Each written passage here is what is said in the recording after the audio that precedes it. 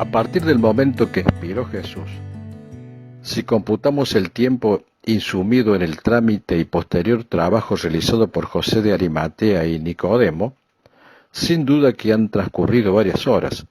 Por lo tanto, la sepultura debe efectuarse en forma apresurada y en un lugar cercano al Gólgota, porque está a punto de comenzar el día de gran solemnidad y de reposo anual, el jueves, y durante ese día no podía realizarse actividad alguna. A esta altura de la narración es necesario que nos detengamos a analizar este aspecto, el cual es muy importante. Al respecto son innumerables las citas bíblicas que hacen referencia al hecho de que Jesús resucitará al tercer día, lo cual fue anunciado también por el mismo Señor, según lo testifican Marcos, Lucas, Mateo. Pero ¿cómo se computan esos 3 días? ¿Está referido a las horas con luz, es decir, 12 horas, o al día completo de 24 horas? Mateo 12:40 arroja claridad sobre este aspecto en forma contundente e irrebatible, diciendo: porque como estuvo Jonás en el vientre del gran pez 3 días y 3 noches, así estará el Hijo del Hombre en el corazón de la tierra 3 días y 3 noches.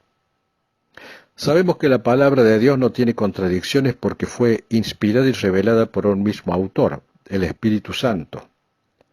El día está formado por 12 horas de luz.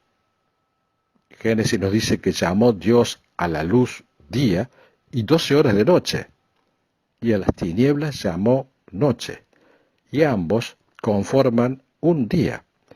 Por consiguiente, en las citas bíblicas en las que se indica que Jesús al tercer día resucitará, se está haciendo referencia a días de 24 horas, porque así estará el Hijo del Hombre en el corazón de la tierra 3 días y 3 noches. Como Dios es absolutamente exacto en todo, 3 días y 3 noches implican 72 horas, ni un minuto menos ni un minuto más.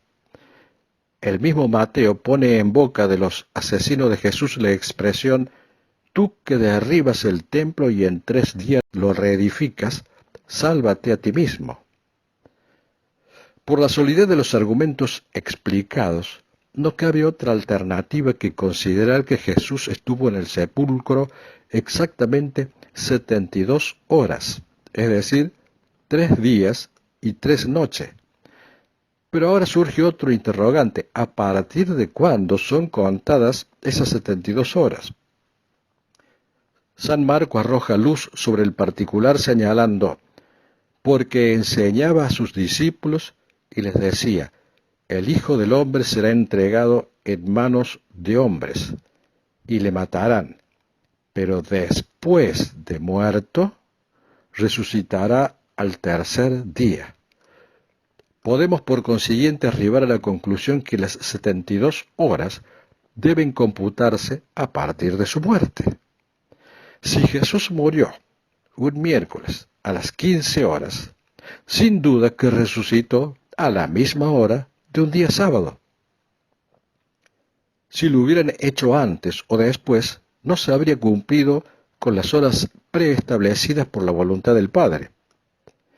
Existe una presunción generalizada que Jesús murió el 6º día, es decir, viernes, y que resucitó al amanecer del primer día, domingo.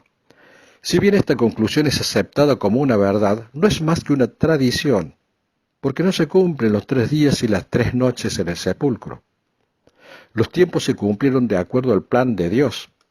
Así lo ratifica el libro de Hechos, que dice en el capítulo 10, a este levantó Dios al tercer día e hizo que se manifestase. San Juan nos dice que el primer día de la semana, María de Magdalena fue de mañana siendo aún oscuro al sepulcro y vio quitada la piedra del sepulcro. Es decir, que cuando llega María Magdalena el primer día de la semana, o sea, un domingo, siendo aún oscuro, la piedra ya había sido quitada, es decir, que Jesús ya había resucitado antes de que ella llegara, como dijimos, el sábado alrededor de las 15 horas. El sábado es el día de reposo semanal para los judíos. Por eso María Magdalena no fue antes al sepulcro, sino el domingo, una vez culminado ese día de reposo semanal. Y allí se encontró con que la tumba estaba ya vacía. Inmediatamente ella corrió y fue a Simón Pedro y a Juan y les dijo: «Se han llevado del sepulcro al Señor y no sabemos dónde le han puesto». Y salieron Pedro y Juan y fueron al sepulcro. Juan llegó primero y bajó a mirar. Vio los lienzos, pero no se animó a entrar. Cuando llegó Pedro entró y vio los lienzos puestos allí y el sudario que había estado sobre la cabeza de Jesús, no puesto con los lienzos, sino enrollado en un lugar aparte. Pero el cuerpo de Jesús ya no estaba en el sepulcro. El relato continúa más adelante, que nos dice que mientras María Magdalena lloraba junto al sepulcro y se le aparece Jesús, le dice: «Mujer, ¿por qué lloras? ¿A quién buscas?». Ella, pensando que era el hortelano, le dijo: «Señor, tú lo has llevado, dime dónde lo has puesto, y yo lo llevaré». Jesús le dijo: «María». Volviéndose ella le dijo: «Raboni», que quiere decir maestro. Jesús le dijo: «No me toques, porque aún no he subido a mi Padre, mas ve a mis hermanos y diles: subo a mi Padre y a vuestro Padre, a mi Dios y a vuestro Dios». Jesucristo había resucitado. Jesús murió, fue sepultado, y a los 3 días su tumba estaba vacía, porque Él estaba vivo.